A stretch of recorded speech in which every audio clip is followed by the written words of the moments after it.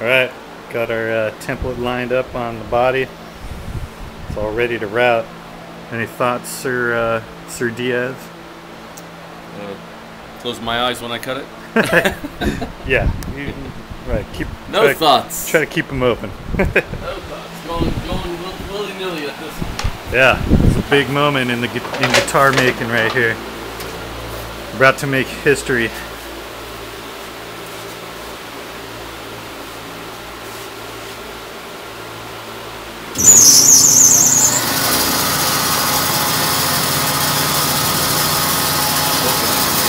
Not gonna like that.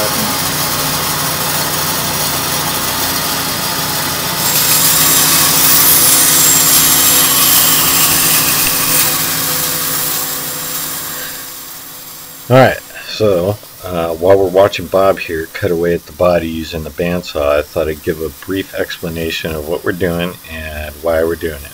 Obviously for these guitars, we don't want the shape to be the shape of a rectangle.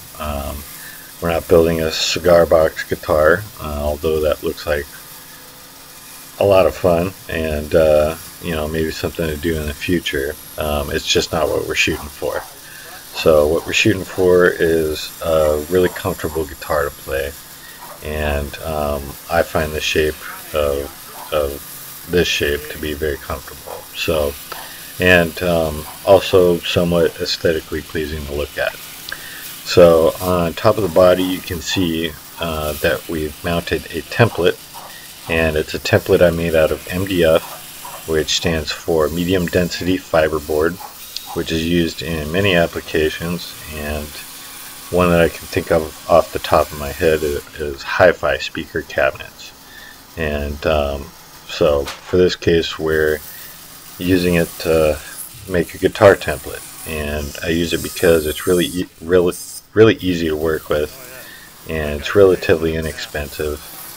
And look at that handsome devil there.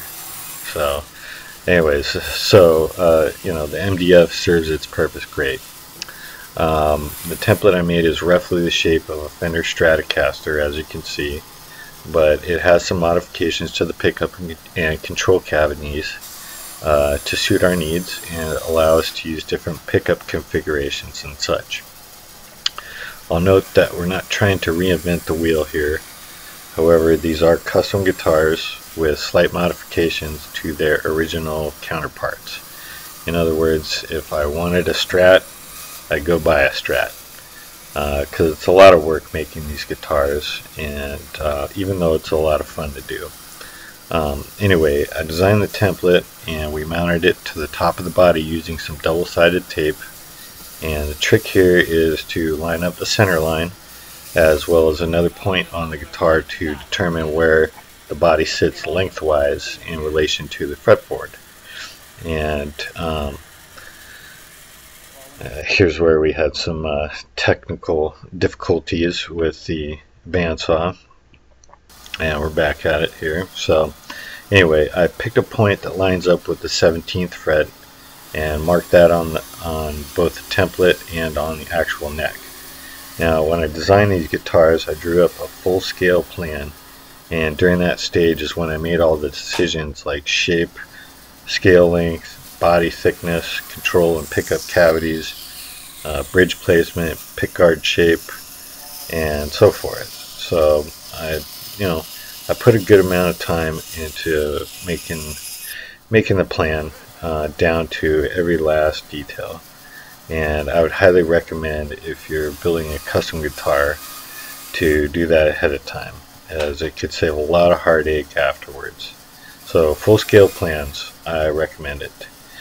And also something to note, when we glued on the body wings for these neck-through guitars, we rough cut the shape of the inside of the horns of the body near where the neck meets the body. Oh, fuck! Such an asshole, dude, I swear. Bob, such a clown. So anyway, so what we're doing with the bandsaw here is cutting away the excess wood and getting it as close as comfortably possible to the shape of the template. being careful not to cut into the template, because that would just be bad. And we're doing this now because in the next step we will be using a flush cut router bit to trim the shape to the exact shape of the template. And we don't want too much excess wood protruding outside the bounds of the template, because there is the potential of large chunks of wood chipping off while routing if we're trying to take off too much wood at once. So we're just trying to get as close as we can here to make the router's job easier. And you'll get to see that in the next video.